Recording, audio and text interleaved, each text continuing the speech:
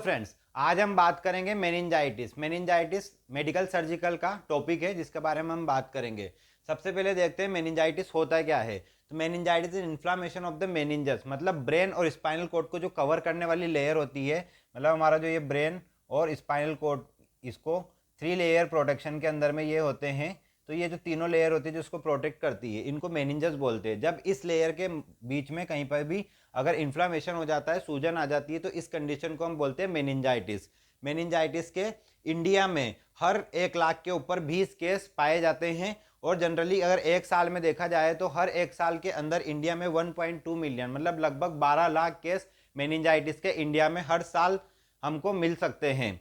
इसके क्या क्या टाइप्स होते हैं? मेनिंजाइटिस के जनरल टाइप्स होते हैं वायरल, बैक्टीरियल, फंगल, और इसके अलावा 4 इसके अदर टाइप्स भी है। एक एक करके देखते हैं। Viral meningitis. वायरल मेनिंजाइटिस क्यों होता है? ये वायरस की वजह से होता है, जिसके कारण हमारी बॉडी में क्या क्या सिम्टम्स हमको देखने को मिल सकते हैं।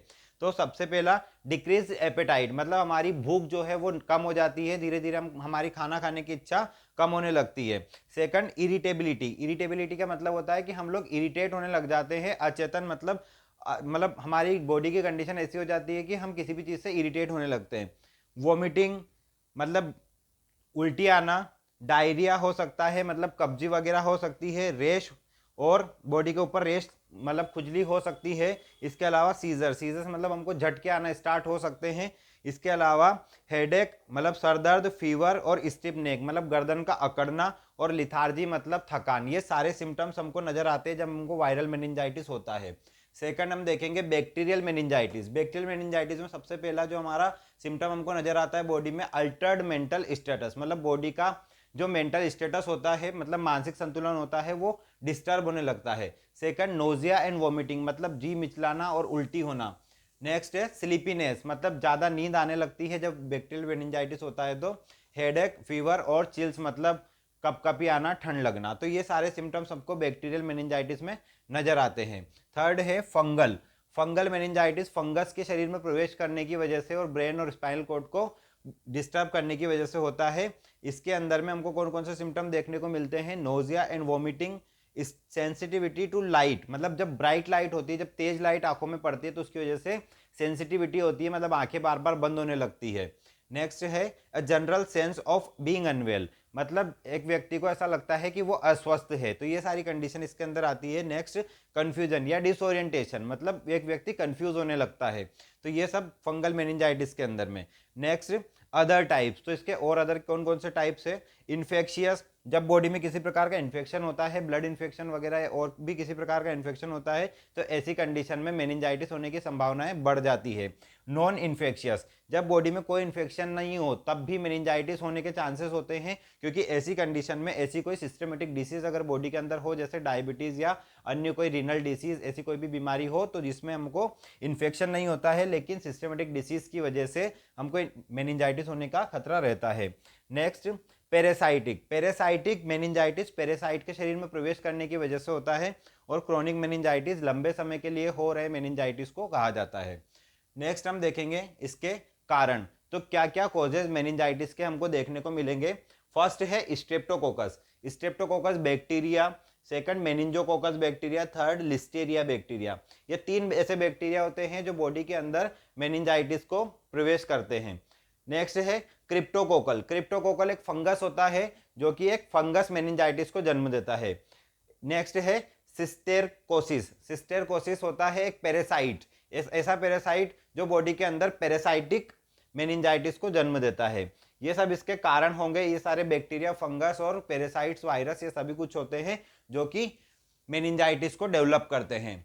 Next, risk factor. तो कौन कौन से ऐसा रिस्क फैक्टर है जिसमें हमको मेनिंजाइटिस होने की संभावना होती है? फर्स्ट है एज, अंडर 20। ज़्यादा बच्चे जो होते हैं, छोटे बच्चों को ही हमेशा मेनिंजाइटिस की संभावना ज़्यादा होती है, लेकिन 20 साल से कम वालों को भी मेनिंजाइटिस से बचने के लिए ध्यान रखना चाहिए। नेक्स्ट, ओवर क्राउडिंग लिविंग, मतलब ज़्यादा भीड़ भाड़ वाले एरिया में, ज़्यादा कम्युनिटी वाले एरिया में रहने की वजह से भी हमको मेनिंजाइटिस हो सकता है। नेक्स्ट है एड्स, एल्कोहल, शराब पीने की वजह से। डायबिटीज़, डायबिटीज़ मतलब शक्कर की वजह से।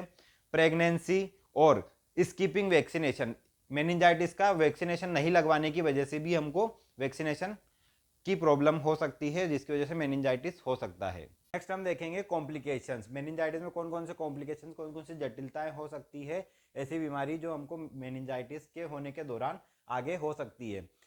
First, hearing loss. अगर बॉडी के अंदर मेनिंजाइटिस है, अगर हमको मेनिंजाइटिस की प्रॉब्लम है तो हमको हियरिंग लॉस हो सकता है, मतलब हमको सुनने में प्रॉब्लम हो सकती है। सेकंड है मेमोरी डिफिकल्टी, याददाश्त में भी परेशानी आ सकती है। नेक्स्ट, लर्निंग डिसेबिलिटी, सीखने समझने की योग्यता हमारी नष्ट हो सकती है। ब्रेन डैमेज, मतलब मस्तिष्क में डैमेज हो सकता है, नष्ट हो सकता है। नेक्स्ट है किडनी फेल्यूर, किडनी फेल्यूर हो सकता है, मतलब हमारी किडनी डैमेज हो सकती है। नेक्स्ट है शोक, मतलब शरीर में सदमा लग सकता है और डेथ भी हो सकती है। तो ये सारे कॉम्प्लिकेशंस है जो कि हमको मेनिंजाइटिस के दौरान झेलने पड़ सकते हैं। नेक्स्ट हम देखेंगे डायग्नोस्टिक इवेल्युएशन, कौन कौन से ऐसे डायग्नोस्टिक टेस्ट है, कौन कौन से ऐसे लैब टेस्ट है जो हमको ड्यूरिंग मेनिंजाइटिस हमको करवाने होते हैं। फर्स्ट है हिस्ट्री टेकिंग, सबसे पहले पेशेंट का हिस्ट्री कलेक्ट करेंगे कि उसको मेनिंजाइटिस होने का क्या कारण है। सेकंड, उसका फिजिकल एग्जामिनेशन हम देखेंगे, उसकी बॉडी का हेड टू टो पूरा एग्जामिनेशन करेंगे, जिसमें स्पेशली उसका लंबर पंचर CSF का टेस्ट होता है, सेरिब्रो स्पाइनल फ्लूइड, मतलब ब्रेन और स्पाइनल कॉर्ड में जो फ्लूइड भरा होता है उसको निकालते हैं। उसके लिए लंबर पंचर की प्रोसेस हम करते हैं, जिसमें L3 to L5 तक हम लोग इसको लंबर को कट करते हैं और वहां पर एक नीडल चुबा करके और वहां से एक टिश्यू उठाते हैं। तो ये जो सारी प्रोसीजर होती है। नेक्स्ट है सिटी स्कैन ऑफ हेड, मतलब सर का सिटी स्कैन किया जाता है। नेक्स्ट है MRI, ब्रेन का MRI। और पीसीआर पॉलीमर्स चेन रिएक्शन, ऐसा टेस्ट होता है जिसमें हमारी बॉडी के अंदर एंटीबॉडीज की कैपेसिटी को हम चेक करते हैं कि बीमारी को झेलने की क्षमता हमारी बॉडी के अंदर कितना है, तो उसका हम टेस्ट करते हैं, होता है पीसीआर। तो ये सारे लैब टेस्ट हम करवाते हैं। नेक्स्ट हम देखेंगे मैनेजमेंट, क्या क्या मैनेजमेंट हम इसके अंदर कर सकते हैं। तो हम सबसे पहले देखेंगे मेडिकल मैनेजमेंट। मेडिकल मैनेजमेंट मतलब दवाइयों के द्वारा, ड्रग्स के द्वारा हम किस तरीके से इसको ठीक कर सकते हैं। तो फर्स्ट है एंटीबायोटिक्स। जब भी मेनिंजाइटिस होता है तो मेनिंजाइटिस में इन्फ्लामेशन के साथ साथ इन्फेक्शन होने की संभावना ज़्यादा होती है, तो ऐसी कंडीशन में हमारा एंटीबायोटिक्स बहुत ज़्यादा इंपॉर्टेंट हो जाता है। नेक्स्ट एंटीपायरेटिक, क्योंकि फीवर की कंडीशन हो तो एंटीपायरेटिक्स दे सकते हैं। अदर हम सिम्टोमेटिक ट्रीटमेंट के रूप में ले सकते हैं। अगर पेन होगा तो एनाल्जेसिक्स, अगर वोमिटिंग होगा तो एंटीएमेटिक्स, अगर एसिडिटी हो तो एंटासिड्स, अगर फंगल मेनिंजाइटिस है तो एंटी फंगल देंगे उसको। और हेलमिंथेटिक्स कब देंगे, जब पेशेंट को किसी भी एलर्जिक रिएक्शन होगा किसी प्रकार का, तो ऐसी कंडीशन में उसको हेलमिंथेटिक्स दे सकते हैं। इसके अलावा हम उसको प्रिवेंशन के तौर पर बेड रेस्ट दे सकते हैं, प्लेंटी ऑफ फ्लूइड्स, मतलब बहुत ज़्यादा उसको फ्लूइड लेने की सलाह दे सकते हैं। नेक्स्ट है over the counter for pain relief, मतलब OTC ड्रग्स देंगे उसको। ओवर द काउंटर ड्रग क्यों देंगे, क्योंकि उसका पेन बहुत ज़्यादा बढ़ जाएगा, तो ऐसी कंडीशन में उसको जो भी मेडिसिन उसके पास अवेलेबल होगी पेन किलर, वो उसको उस समय पर दी जा सकती है।